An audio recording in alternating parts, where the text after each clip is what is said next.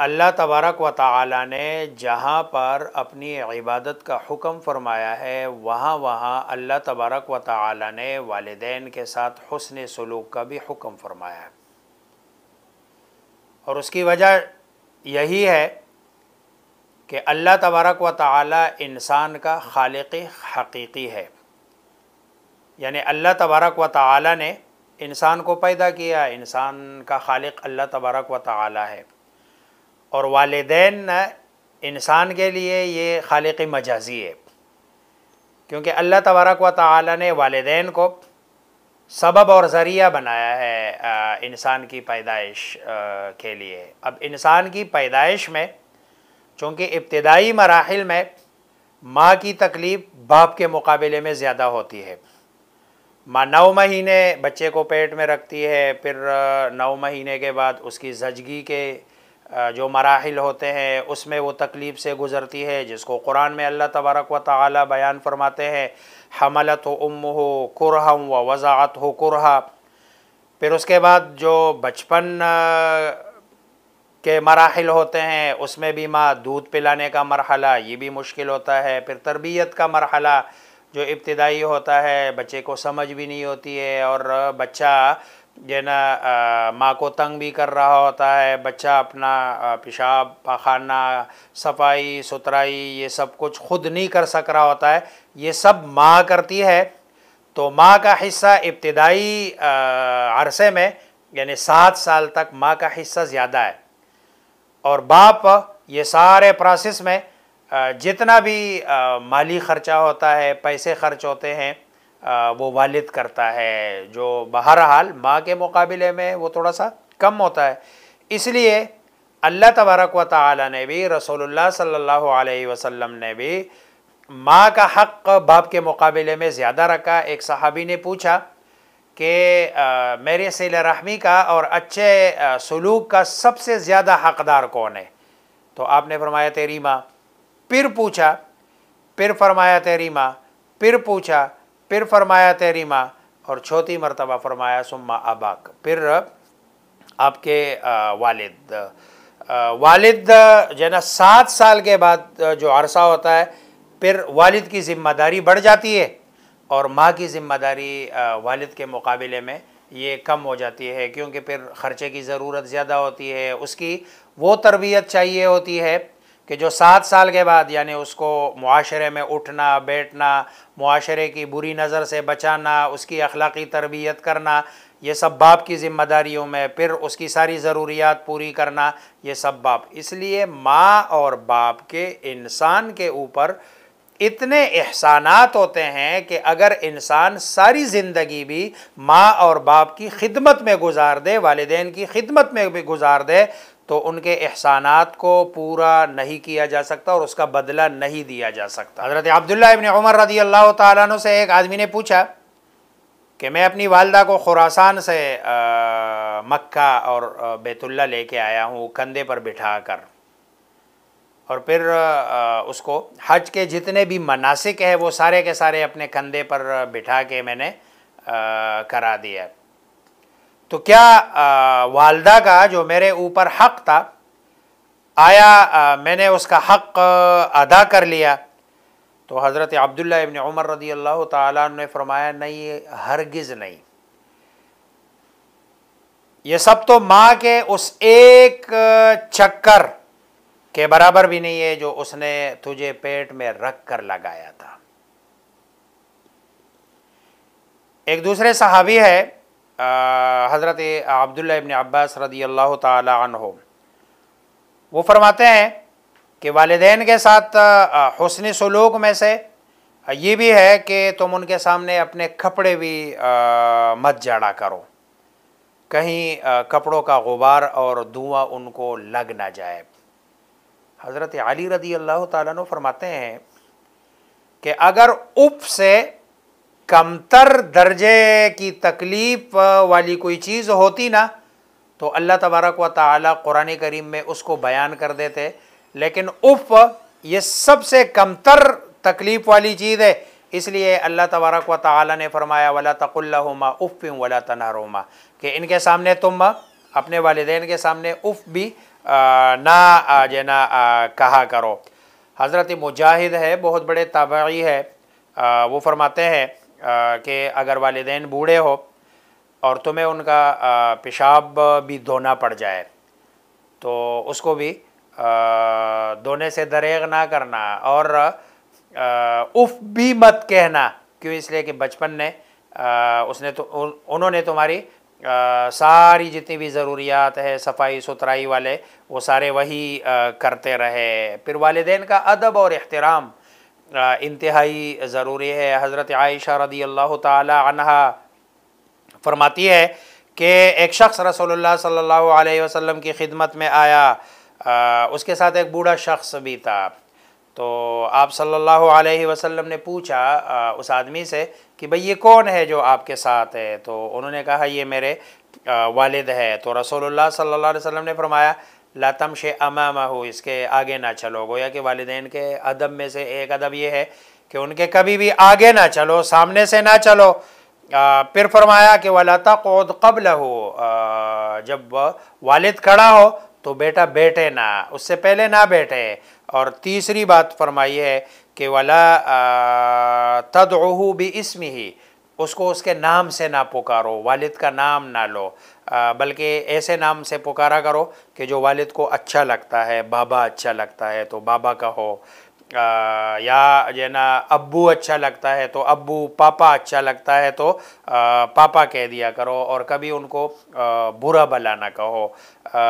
गालम गलोच अपने वालिदैन को ना करो। फिर गालम गलोच की एक सूरत ये भी है कि रसूलुल्लाह सल्लल्लाहु अलैहि वसल्लम ने फरमाया कि भाई अपने वालिदैन को बुरा भला ना कहा करो, गाली मत दिया करो। एक सहाबी ने पूछा अल्लाह के रसूल क्या कोई अपने वालिदैन को भी गाली दे सकता है? तो आपने फरमाया हाँ, ये किसी और के वालिद को गाली देगा तो उसके बदले में ये इसको गाली पड़ेगी, तो ये ऐसा है जैसे इसने ख़ुद अपने वालिद को गाली दी है। या किसी की माँ को गाली देगा तो वो बदले में इसको गाली देगा, तो ज़ाहिरी बात है ये अपने माँ को गाली देने का सबब और ज़रिया बना। तो ज़रूरी है इस जो ना वक्त मुआशरे में कि वालिदैन का एहतराम किया जाए। वालिदैन के एहतराम में जो बुनियादी चीज़ें हैं, सबसे पहली बात तो ये है कि वालिदैन को वक्त दे दिया जाए, उनको ज़्यादा से ज़्यादा वक्त अपने वालिदैन के साथ गुजारा जाए। फिर उनकी मौजूदगी में जो आपका मोबाइल फ़ोन है उसको दूर रखिए, उनकी इज़्ज़त करें, उनका एहतराम करें, उनसे मोहब्बत कीजिए, उनकी बातों को बीच में ना काटिए, बल्कि तवज्जो से सुनिए। वो बात कर रहे हैं और आप दरमियान में उनकी बात काट रहे हैं। भले आप बड़े अफसर बन गए, बड़ा पैसा आ गया आपके पास, माल दौलत स्टेटस आपका बड़ा हो गया, वालिदैन शायद ज़्यादा पढ़े लिखे ना हो, तो तब भी उनकी बात को गौर से सुनिए, दरमियान में उनकी बात को ना काटे। फिर जो वो राय दे उनकी राय को मुक़द्दम रखे और हमेशा उनके हुक्म पर और उनके मशवरे पर अमल कीजिए, उसको कबूल कर लीजिए।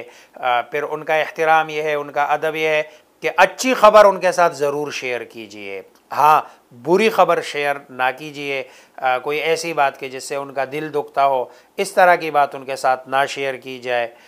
उनके जो दोस्त है वालिदैन के, उनकी भी इज़्ज़त की जाए, उनका भी एहतराम किया जाए। एक हदीस में है रसूलुल्लाह सल्लल्लाहु अलैहि वसल्लम का फरमान है कि जो ना बाप के एहतराम में से एक ये भी है कि बाप के जाने के बाद, दुनिया से जाने के बाद, उसके जो दोस्त है, रिश्तेदार है, उनके साथ अच्छा सलूक किया जाए, उनका एहतराम किया जाए।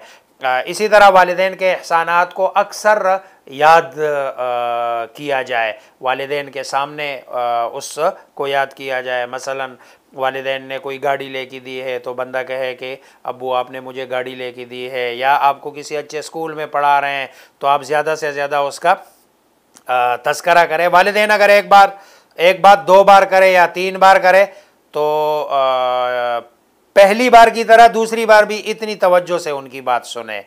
जैसे कि बचपन में वालिदैन आपने जो ना कोई बात की एक दफ़ा दो दफ़ा, कभी कभार तो बच्चा 100 मरतबा अपने वालिदैन से कोई बात करता है और वालिदैन बार बार उसकी उस बात को सुनते हैं, तवज्जो से सुनते हैं और ऐसे सुनते हैं जैसे पहली बार सुन रहे होते हैं और बल्कि खुश भी जो ना होते हैं। उनकी तरफ उनका एहतराम और अदब ये है कि उनकी तरफ पाँव करके या पीठ करके ना बैठे, उनके सामने अपनी आवाज़ हरगिज़ ना जो ना ऊंचा कीजिए, उनके सामने ज़ोर से ना बोलिए, शाउट ना करे उनके सामने, उनको भी ना करे बल्कि उनके सामने किसी और को भी, मसलन बड़ा भाई छोटे भाई को डांट रहा है वालिदैन के सामने, ये भी वालिदैन की बेअदबी है और उनकी बेएहतरामी है। उनको हमेशा अपनी दुआओं में शामिल रखिए, हर वक्त उनके लिए दुआ करें और उनको एहसास दिलाते रहिए वक्तन फ़वक्तन कि आप मेरे लिए कितने कीमती है, गोया कि दुनिया की सारी चीज़ों से ज़्यादा जो ना आप मेरे लिए कीमती है और आप मेरे लिए बेहतरीन ख़जाना है। फिर उनको मोहब्बत भरे नामों से पुकारिए जो वो पसंद करते हैं और हर मुआमिले में उनको तरजीह दीजिए और साथ चलते हुए कभी, जैसे हदीस में आया है, उनसे आगे ना चले। अगर वालिदैन ज़िंदा है तो ये उनके हुकूक़ है, लेकिन अगर वालिदैन ज़िंदा नहीं है, फ़ौत हो गए, तो पहला हक़ उनका ये है कि उनके लिए दुआए मग़फ़िरत करना, उनके लिए मग़फ़िरत की दुआ करे। दूसरा हक़ ये है उनके लिए ईसाल सवाब करे, सवाब पहुँचाने के जितने भी ज़राए हैं, जिसमें दुआ भी है, जिसमें उनके लिए खैरात भी है, सदक़ा भी है, जिसमें उनके लिए कोई ऐसी चीज़ कि जो सदक़े जारिया बन जाए, कुएँ की खुदाई या किसी को पानी का इंतज़ाम करा के दे देना, ये सारे जो ना उनके ईसाल सवाब के लिए। और अगर उन पर किसी का कर्ज़ हो तो वो कर्ज़ उतारिए ताकि उनका ज़िम्मा फ़ारिग़ हो। और उन्होंने अगर कोई वसीयत की है मरने से पहले तो उनकी वसीयत को जो है ना पूरा करना, उनके रिश्तेदार, दोस्त, अहबाब, उनके साथ उनके मरने के बाद भी ताल्लुक़ात रखना, ख़ुसूसन जो ना बाप के जो रिश्तेदार है उनमें चचा है, ताया है, फूफी, जैसे आजकल के ज़माने में फूफी को मुआशरे में एक गाली बना दिया गया है। फूफी का नाम आता है ऐसे लगता है जैसे कोई ये एक जो ना देव है या बला है जिससे बच्चों को डराया जाता है। अफसोस के साथ कहना पड़ता है कि इसमें ज़्यादा किरदार माँ का होता है कि बाप के रिश्तेदारों से जो ना माँ अपने बच्चों को दूर रखने की कोशिश करती है, हालांकि शरीयत का हुक्म ये है कि जो ना बाप के रिश्तेदारों के साथ अच्छा ताल्लुक़ हो उनकी ज़िंदगी में भी और उनके ज़िंदगी और उनके मरने के बाद भी उनसे अच्छे ताल्लुक़ात कायम रखे। वो जब आए आपके घर, बाप ना भी हो तो उनका इज़्ज़त करना, उनका एहतराम करना, उनका इकराम करना और उनके जो दोस्त है, आइज़ा व अकारिब है, उनकी मुआवनत करना, मदद करना जो ना उनकी, और वक्तन फ़वक्तन उनके क़ब्र पर जाकर उनकी क़ब्र की ज़ियारत करना, ये मरने के बाद है जो वालिदैन के हुकूक़ है। मुआशरे में इस वक्त जो ना वालिदैन के साथ बहुत ज़्यादा बदसलूकी की जा रही है।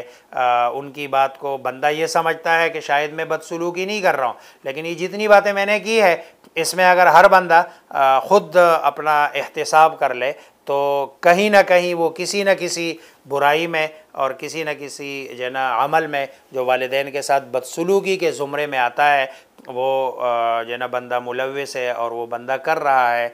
और हदीस में तो आता है, रसूलुल्लाह सल्लल्लाहु अलैहि वसल्लम ने क़यामत की निशानियों में से एक निशानी ये भी बताई है कि जो ना बंदा अपने दोस्तों के साथ तो ताल्लुक़ात अच्छे रखेगा और उनके साथ अपना टाइम तो स्पेंड करेगा, ज़्यादा देर उनके साथ लगाएगा, लेकिन अपने वालिदैन को टाइम भी नहीं देगा और उनके साथ जुल्म भी करेगा, ज़्यादती भी करेगा।